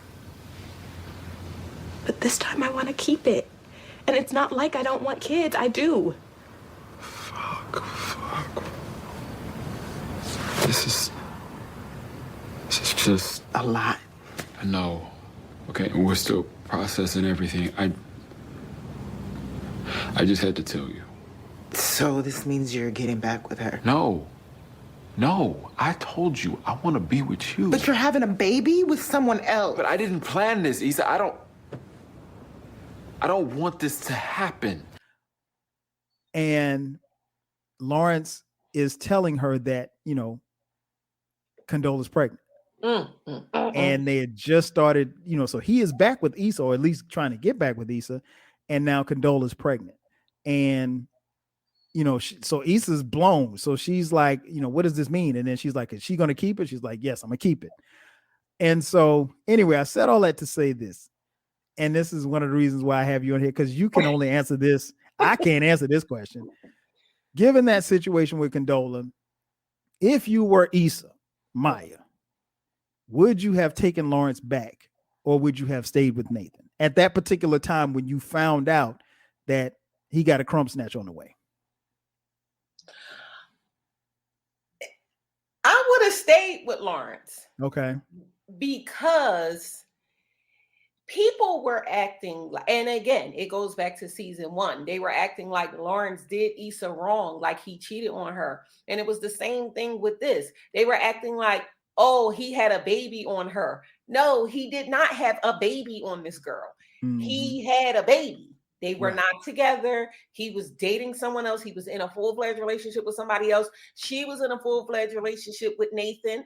They realized, you know what? We really do love each other. So because it wasn't like he had a baby on her, because people was like, oh, he had a break baby. He didn't have a break baby. Like, a break baby is, we are together. Right. We allegedly took a break for a day, and now you got somebody else pregnant. That's what a break baby is. A break baby is not, I was dating somebody else, you was dating somebody else, we came back together, and now I got a baby. I would have stayed with Lawrence. Okay. And I probably would have stayed with him because I just did not like Nathan that much. I did not like him that much that I would have just stayed with Lawrence anyway. Not with a break baby. Mm-hmm. No. Mm. But with the situation that he had, I did not see the problem in staying with him. Now, it's a caveat to that. Okay. Can you be a stepmom? Right. You now have to think about so much, right? Lawrence it's a whole different ball game now. You have somebody else coming into the picture that's more important than you. Mm-hmm. This baby is going to take precedent over you. Can you deal with that? You have to play all of the scenarios out, right? Now your money is different. Now your time is going to be different. Now your energy is going to be different. You have to also take into consideration that he has to do certain things with Condolas. Yep. So, and that's just realistic. So you have to know what kind of person you are. Can you deal with that? You know what I mean? So you might not have stayed with him like throughout, but in the initial, I would have been like, man, okay, well, let's see what happens now. And then it might have been like a breakup because you can't deal with all of that comes with it because there's so much that comes with it. But yeah, I want to say in the beginning. That is a great. I was interested to hear your answer. That is a great answer. Because there was, again, Twitter was on fire. I wasn't there for the live fire on Twitter, but I checked Twitter the next day and it was crazy. I felt Lawrence. Now, not knock wood. I've never been in that situation before where a woman's coming to you and telling you you're pregnant, but I have friends, close friends, and they've been in that situation. And that's a tough situation to be in because you're having a baby with somebody that you absolutely don't care about. They had clearly gone their separate ways. And Lawrence, he was on this path. He'd gotten his new job and he was talking about moving to San Francisco. And now all of a sudden, and I think that's one of the things that we were talking about earlier about the show being so realistic, is that's reality. Like life it's never planned. It's never going according to script. Just when you think things are going according to script, a boulder comes out of nowhere. Yeah. And that happens. It happens. And it happens to all of us. Maybe not at that particular level, but it happens. So I felt for Lauren. Man, I was hurtful. I was like, damn, man, you got her pregnant. I felt like Chad. Yeah, but I mean, like, it's like, really, it was like, damn, y'all finally, right? Like that relationship you rooting for, and it's just never good timing. Just in general, even with your own situation, it's like, damn, I love you, I like you, but it's just the timing is just bad. It could be a number of things, and then it's like, all right, we finally got it together. Yep. We finally here, and then it's like another hurdle that we have to now go, and then a permanent hurdle. Is love enough to take you through that hurdle? You know what I'm saying? Like, no, it's not always enough. That is so true. That is so true. It resonated with me and everybody else, just being in that situation. And I think I understood, and I think we all understood, because I think the last thing she said in that episode was she was like, this is a lot. And that's all she said. And if a black woman said this is a lot, it's a lot. It's a lot. We go through it. So, and then, she ends up, we see them, the first scene of episode 5. I mean, the 5th season, first episode, we see them, in essence, breaking up because he picked her up from the airport. And she was just like, I can't do this. And that was it. And so we thought, we knew that wouldn't be the end of Lawrence, but we thought as far as that would be the end of them as a couple. And so they went through a lot. And obviously that brings me to the series and season finale episode where, and I'm not spoiling for anybody because this is, if you ain't seen the episode, then you need to watch it. Right. Everything kind of comes together. Molly gets married, Lawrence and Issa reconcile, and they eventually get engaged. And yeah, they did. I don't even remember that. I know they was together, but I didn't know they got engaged. Well, here's what throws it. If one of the last scenes, you see an engagement ring on her ring finger. Okay. And it's something, I think I didn't catch it the first time I saw it, but in the last scene of the episode, she's on the phone with Molly and she's in the bathroom talking, because she was supposed to be, we thought she was going to be talking to what they call a Mirror Bitch, but Mirror Bitch isn't there. And finally, in this particular this series, there's no talking back and forth, and she holds the phone up and you can see the engagement ring. Okay. Yeah. So, and I want to say she had it when they were at the table when came to bring her to drink. When Elijah came in at the end. That last scene, when she was with the baby, well, young little boy, if you will. So they get engaged. Okay. So what were your thoughts on how the series ended? Because I think, a lot of people were very, very pleased. I didn't really see a lot of people that weren't pleased. For me, and I'll touch on it. I think for me, like, I wasn't sure how, after seeing episode 9, how they were going to make it all come together. What did you think about how it actually ended? Well, let me just say, the last season, up until the end, I wasn't pleased. I wasn't. Really? Like, this is the last episode gave you the aha moment. The last episode gave you the, oh, okay, now I see, right? I think that it was rushed, though. I will say that. I felt like it was like a lot going on in the last season of the story that it was like, then you're going to just give me this, and now this person is married, Kelly got a baby, Tiffany and old boy is, it just was like, it was just like, I read a lot. It reminded me of like a lot of books. It's like you give me 300 pages of character development, and then at the end, it's like she's dead. It's like, you know what I mean? Right. But I did like the last episode because again, it gave you that aha moment. It said, "Oh, okay." And what I never really paid attention to, I guess throughout the season, throughout the seasons, I didn't pay attention to the name, right? Insecure, and what these people were insecure about. Yep. And then at the end, it said, oh, this is what these people were insecure about. And now those insecurities have come full circle. Yep.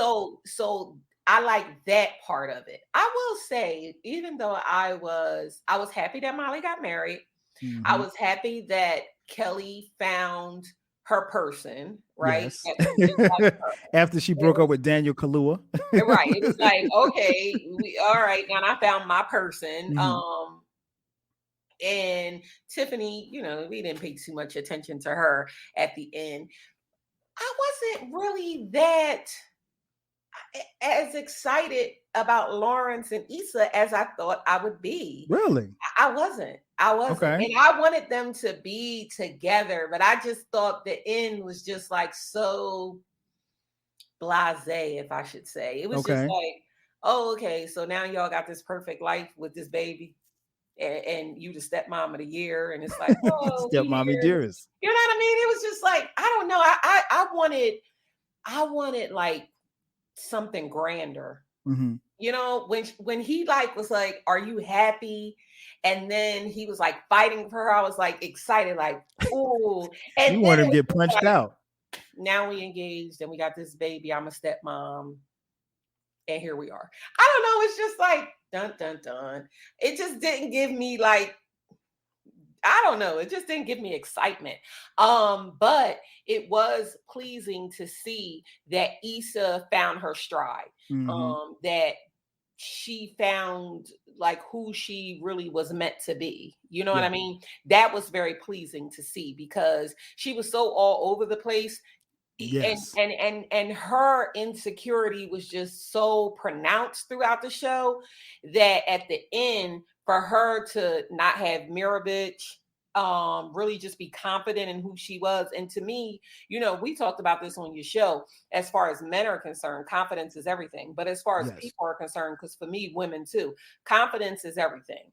And confidence in who you are, and whose you are, it makes a difference in your life. So I was happy to see that for her, and so all of it all came full circle, and it was nice to see at the end. I totally understand where you're coming from because a lot of people said that on social media. I read a couple of think pieces about it. I read a really good one because she did an interview with meaning Issa did an interview with the LA Times, and she said that there were alternate endings. So there were a couple of different endings. There was one ending where she would end up with Nathan, actually. I would have thrown something at my screen if she would have ended up with his weak ass. I'm actually the opposite of you, Maya. I loved it. Okay.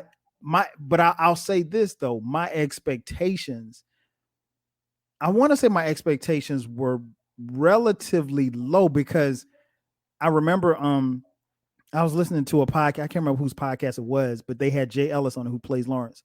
And he said it was a sports podcast, and he said something to the effect of, he said, well, I can't really get into it. He said, but episode 9, things get really explosive. So I knew that going in. So I didn't know what was going to happen, we were probably at like episode 3 when he said that on that particular podcast. And that stuck with me. I was like, okay, episode 9. So when that happened and that blew up and everything like that, I'm like, at the end of that episode, we see Issa go home. She's crying or whatever like that. Molly comes to her house the next day, opening up episode 10, which is the final episode. And I'm thinking to myself, like, I don't know. And instead of 30 minutes. I think this particular episode was like 45 minutes. Yeah, it was. So I'm like, okay, how are you going to land this plane? You know, because it's either going to be a bumpy flight, or you're going to crash it, or you're going to land it perfectly. So my expectations were relatively low because I didn't know how they were going to land the plane. And I thought the thing that I would like to have seen changed was Kelly. Kelly's part felt kind of rushed because it was like, hey, here's Kelly. Hey, she got a man. Hey, she's pregnant. I'm like, but damn.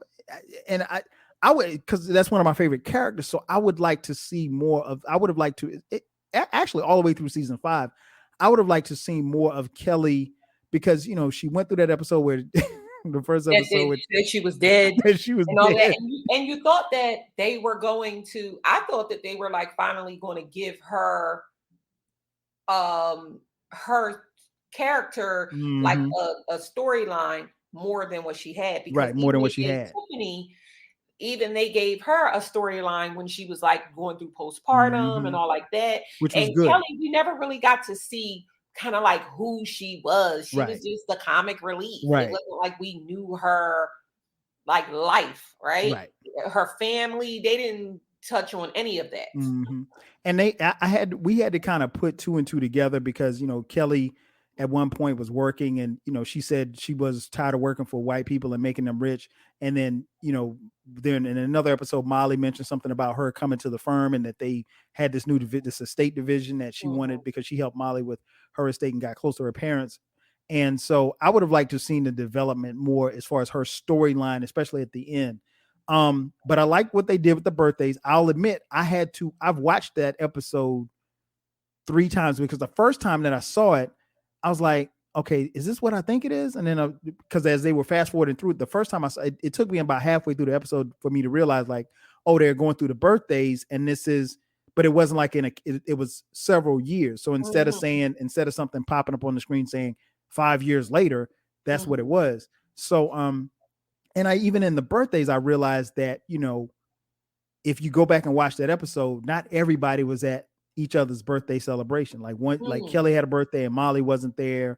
And you know, Maya, that happens. We were, you know, talking online, you know, before we got on here about, you know, your recent birthday and, you know, how you were surprised by family members coming to see you, but everybody who wanted to come probably couldn't come. Yeah. And that happens, especially when you get life involved and you have family and kids and relationship and all this other stuff. So I said all that to say this. I thought it was perfect how they ended it, given the time constraints they had. I think when I go back and look at some of the episodes from season 5, what they did was they had pieces. And I think they were kind of putting all of the pieces together. And like you said, there was a point in season 5 where I was like, okay, I see what they're doing. But I still didn't know how it was all going to come together. And I think that last episode, they put all the pieces together and it kind of made sense to me. I was happy for Molly. I was happy for Issa and Lawrence. And I think that was the best way they could go out. I think, you know, I think we all would have liked to have seen, and Issa said she always wanted to do 5 seasons. I think we could have used, you know, another season. We could have used a spinoff with Kelly and, you know, I mean, it could have been so, but I understand too that it takes a lot for them to do all of this stuff. And then these, you know, actors and actresses, they have other projects and stuff that they're working on. Issa has plenty of stuff that she's working on as well. So I get it. And every good thing has to come to an end. And I think they probably wanted to go out on top as opposed to, you know, being stale or whatever like that. But I thought the ending was perfect. She said something, and I'll read it to you, that really resonated with. She said, she said, quote, "I keep thinking about all it took to get here, you know, doubting myself, going back and forth with what I want, being scared to waste my time and look stupid in case none of it worked out. And then I realized it was all in my head. You know, no one was doubting me except for me," close quote. And that hit home. Like, we've all been there. I don't care how confident you are. You can be doing a lot of stuff. You can be in relationships. You can be running with people. And you're like, is it worth my time? You know, am I going to look crazy? Am I look stupid? Am I look goofy, you know, doing this? Is this person going to play me? You know, you can get played in a relationship. You can get played in business. Yep. So that resonated with me, and it kind of, like you said, everything kind of came together and it all made sense. So I love the ending. I'm gonna watch it again. I may do like you. I may just go back and watch all of the seasons again because I Yeah. really love this show. But I thought they I thought they landed the plane about as best you can ask, given the time constraints that they had. Like I said, I would have liked to have seen, Kelly, more from Kelly. I think if I'm being technical, I think Nathan kind of. Oh, I think that I don't know why he gave up so easy. He's like, man, this is not good for me, and he just walked off. I was like, okay. And it was much like he had done. We didn't really talk about Nathan, Mhm. but it was much like he had done throughout the whole show. When he ghosted her, then he came back, then he was half-assed there, half-assed not. It was Nathan. You know what? I always have said in my life that I never want to be in a Mondswell situation, right? Oh, yes. Oh, you know what? I might as well do this. I might as well do that. I ain't doing nothing else. I think about me and my ex, it had got to the point where it was like, well, I might as well marry him. I ain't doing nothing else. Or I might as well be with him. I'm not doing nothing else. You know what I Right. mean? And that is not a way to want to live life when you really think about it, right? It's like settling. To me, Issa was settling for Nathan, which is the reason why I did not like him so much. I also thought that their relationship was boring. It brought nothing. It did not bring out the best in who she was or who he was. And relationship of any kind, friendship, family, romantic, it should bring out the best in who you are, and it didn't, and that's the reason why I didn't like him so much. You know what I mean? I just didn't like him. I was kind of like, why are we focused? Why are we focused on this man so much? She could have just been like dating several men. Why are we focused on this man so much? What's interesting? I didn't dislike Nathan. I actually like Nathan, but I'll be honest, I never saw them being together, long term, because I think and this happens, you just touched on a little earlier. I think they came in each other's lives at the right time for them, and it was more of a convenience thing. Oh, okay, well, because he came to her, and he came in her life when she was just getting the block party started and everything like that, and he gave her some. He was behind her. He gave her some support. And he was there for her, which is something that she couldn't necessarily, well, at the time she couldn't get it from Lawrence because they were no longer together. But, he gave her that support. And then, when he ghosted her and everything like that. And so they had a kind of awkwardness, and I think she appreciated that. But I think they were just kind of together more so for convenience as opposed to, now, did she love him? I think, yeah, she loved him. And I think he loved her. I don't think so either. I don't think so. You don't think so? Okay. I mean, we could go back and forth about this point forever. I don't think so, because even when she was like, oh, I love you. And then he was like, or he said, I don't know who said it first. She said it first. Okay. Yeah, she said, he didn't say it in return. Yeah. So because it was just like one of them things. I feel like it was just one of them things, kind of like, I don't know, it's the slip of the tongue. Like you just talking and you like, oh man, I love that. Like, I love you. Not like I'm professing my love to you. It's just kind of like, I love when you do that. It makes me love you. Just like on some like, you want to go to the store? I don't know. I just didn't get I probably am focused too much on him as well instead of their relationship. He just gave me nothing. He just gave me nothing as a man. I just was like, what is he here for? You know what I picked up on? Twice he said to her, "You all over the place." He said that to her twice. Had a lot of nerve. And when he said that, because he was like, "Yeah, you kind of all over the place." And then at some other time, and I think when they were going back and forth about the love thing, he was like, "Man, you all over the place." And I'm like, for you to tell her that she's all over the place, I was like, that right there, those two lines, and these were different episodes or whatever, but that him telling her that told me that they weren't going to be together. I don't know what it was. I was like, yeah, they're together, but and honestly, going into that last episode, I felt like I didn't know that she'd get back with Lawrence, but I felt like she'd end up by herself, which would have been cool. You know, I just didn't want something corny. Yeah. But yeah, it was great. last question before we get out of here. Why do you think this show resonated with people the way that it did, particularly Black people? But I mean, I know white people watched it because, you know, they had crazy ratings, but why do you think this show resonated with us as much as it did?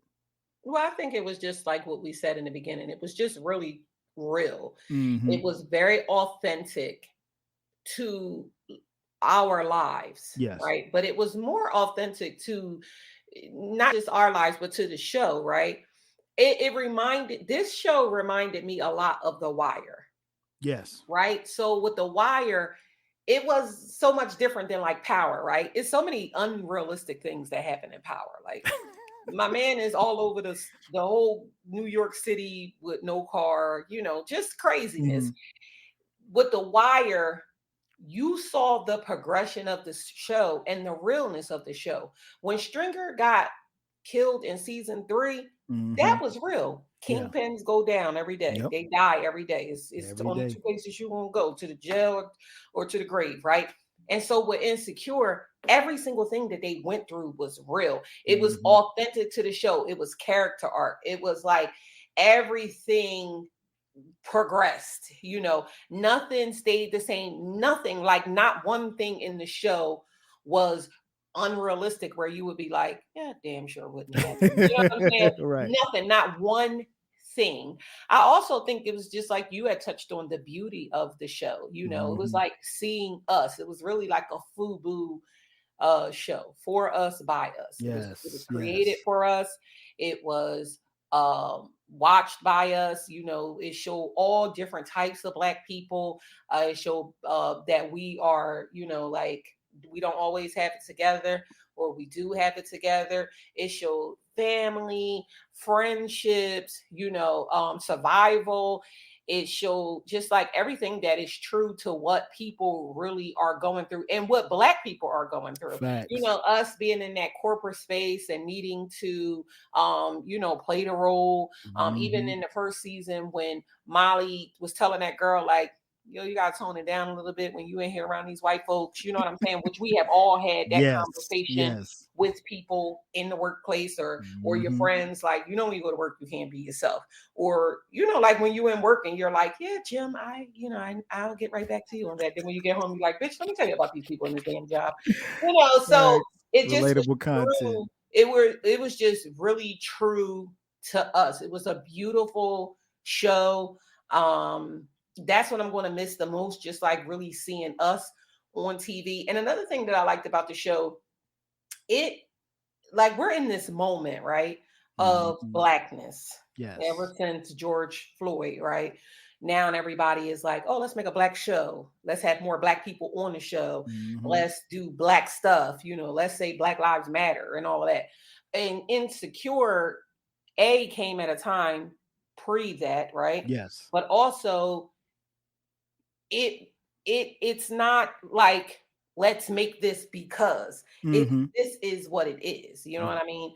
Um, and it was authentic to the point of Black people are not just ratchet.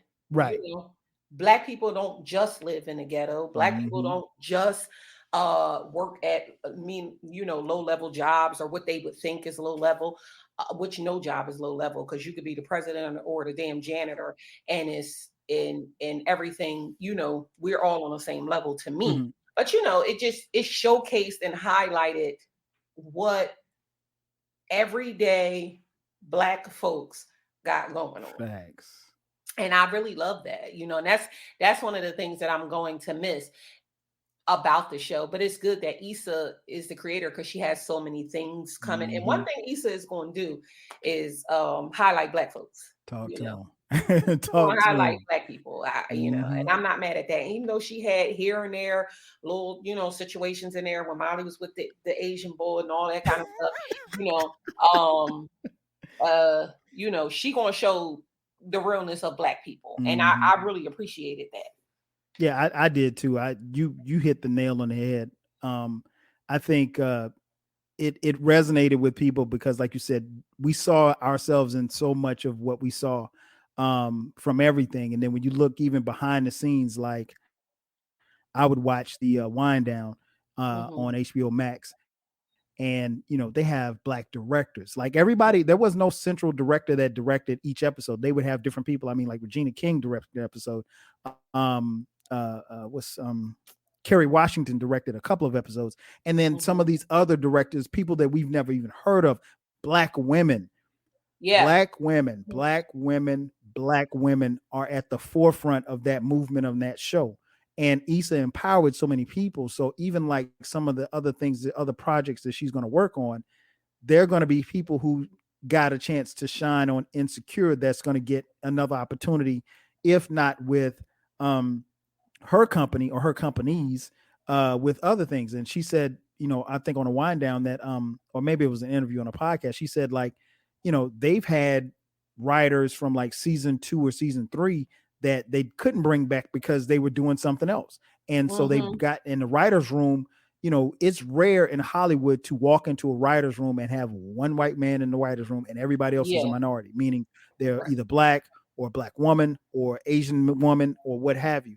And that it just doesn't happen in Hollywood. And I think she's a trailblazer in that sense. And that's behind the camera. Some of the things that we saw, on camera, like you said, we ain't all ratchet. There was nobody that got shot in Insecure. I don't think we ever heard a gunshot the whole time. The only reference to a gun was when they got quote unquote robbed, by their friend from college. And that was more comical than it was anything else. So, it really exemplified some of the things that we see every day. Like you said, just everyday Black folk. Just everyday Black folk. And we all don't live, in the hood. We all don't live in the suburbs. We just trying to find our way and just trying to make something of ourselves and our families and stuff like that. And I think this show, hopefully, like you said, and I never really thought about it till you said it. This show was created prior to this whole movement of let's promote Black and let's give Black people all of this stuff. And hopefully that wave continues. And it's not something that, dies when, the memories of George Floyd and Breonna Taylor die. I like the fact that, it's about us and it's about empowering us. And it feels good to, even though it was comedy, the reality of it, you turn the TV on and you see people that look like you. You see people that share your experiences. You see people that know the same stuff that that listen to the same music that you listen to, that wear some of the clothes that you wear, that drive some of the cars that you drive, and have same goals and ambitions that you did. So I thought it was a beautiful show. Like I said, it's something that I know that I'm going to go back and listen and watch. I actually listened to a podcast that was dedicated for Insecure. It's called Insecurity. I listen to that podcast every single week, and I love listening to those ladies. And I'm gonna miss it. Like I said, I would watch each episode at least 3 times before the next episode came on. So I would, because like I said, it'd be things that you'd miss and songs that you'd miss. So I'm definitely gonna miss it. And I'm looking forward to, what's next coming from Issa and everybody else, that was involved with the show, because wherever they are, I'm going to support it. So, so yeah, that's just about wraps it up. Before we get out of here, Maya, you got to tell people where they can find you, if you can be found. Once again, thanks for coming on. Like I said, the next time we'll have Babi on here as well. Shout out to Babi. We just didn't think that she knew much about Insecure. She watched Insecure, so she's excused from this class. But yeah, tell folks where they can find you. Tell them about the podcast and everything. Well, thanks again for having me, Kyle. No This problem. was very enjoyable. I always enjoy talking about Insecure because it's one of the faves, and that I love being on the 12 Kyle podcast. Appreciate it. So as Kyle said in the beginning, I am one half of We Did That Shit podcast. And we can be found wherever podcasts are found. Apple Podcasts, Spotify, wherever you listen to your free podcasts. If you pay for your podcast, you can find us on there too. And we're at We Did That Shit podcast on all of those platforms. On social media, you can find us on Instagram and Twitter and Facebook at We Did That Shit podcast. And you can follow me on Twitter. My Twitter is MyMy13. That's MYMY13. And my other co-host is Babi, and you can find her on Twitter at Babi Amina. That's BIBBIAMINA. Yeah, and follow us. Our podcast has been on hiatus for a while just because Got to bring it back, Maya. Yeah, we are going to bring it back. I'm finally ready to bring it back. We were on hiatus for some personal reasons, but we are finally ready to relaunch the podcast. But go back and listen to our old episodes. I think that they are funny and informative. They are. They definitely are. You trust me. You go. They're not dated, so you can go back and listen to those podcasts. And I mean, like I've said it before. One of my favorite podcasts. And I'm looking forward to them two coming back together. If for some reason they don't come back together, I'm gonna have them on this podcast. So I'm gonna eventually make them get back together. They could be on the 12 Kyle podcast like every 6 weeks. Right. So we're gonna make them come out of retirement. But again, want to thank everybody for checking out this episode. Make sure that you subscribe to the 12 Kyle podcast. You can find this podcast on all I'm getting tongue tied. All platforms where you get your free podcast. The podcast also will drop from time to time this year on Sundays at midnight, but the main podcast is going to drop every Thursday at midnight without fail. And also the YouTube channel. Some of you may be watching on YouTube now. Make sure you check out the YouTube channel, youtube.com/ spell it out, TWELVEKYLE. That's going to do it for us. Once again, got to thank Maya for coming through. This is the latest edition of the 12 Kyle podcast. I'm your boy, 12 Kyle. For my girl Maya, once again, I'm 12 Kyle. We'll catch you guys next time. 5 Gs.